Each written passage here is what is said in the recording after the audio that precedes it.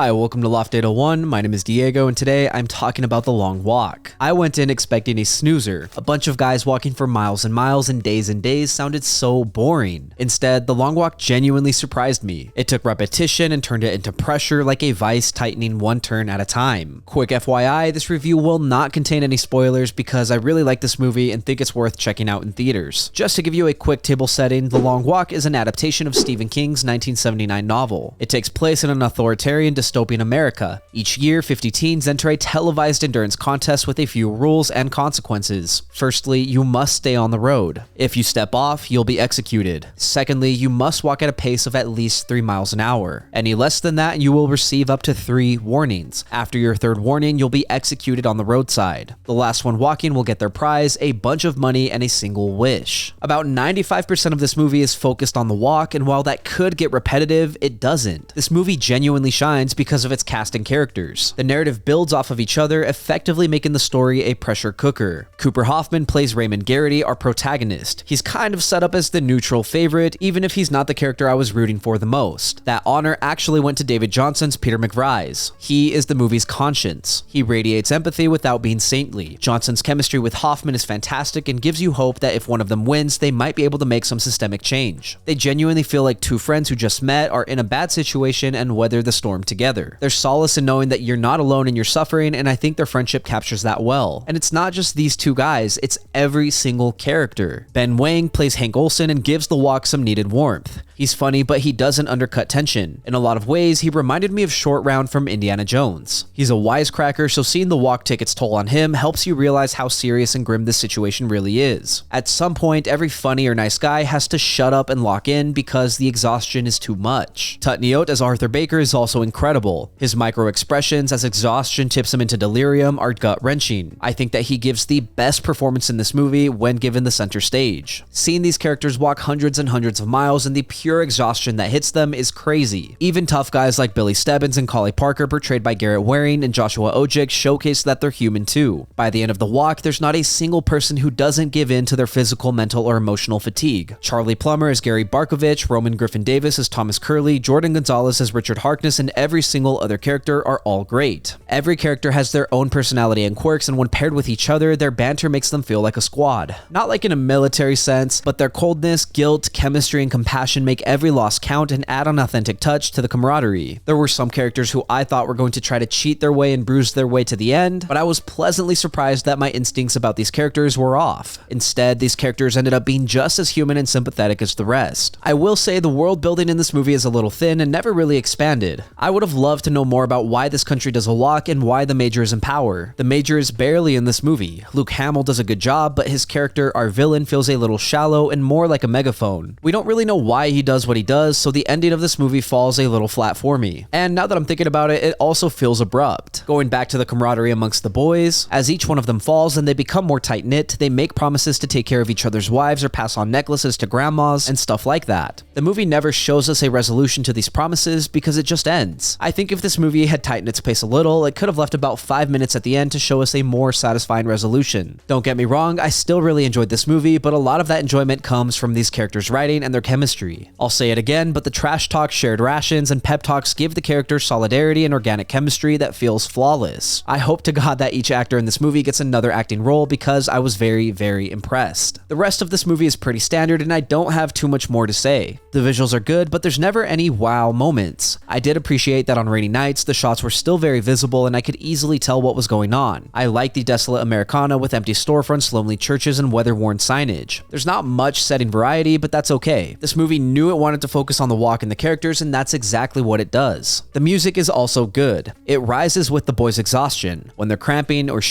oh yeah, there's a lot of in this movie. If you've been walking for days on end, at some point, you're gonna have to take a number 2. If you're squeamish, I'm sorry, but you're gonna see some buttholes and diarrhea and characters doing their best to pinch things off and not get shot. It's gross, but it shows that even if your mind is in the game, your body might not be. As I was saying, the score is great at underscoring the pressure of the walk, so I don't have any complaints. I forgot to mention it, but today, Saturday, as this video comes out, I am currently running a marathon, so I think it's fitting that this movie came out yesterday. I will be thinking about all of these guys as I do my run. Wish me luck and I'll update you in one of my next reviews.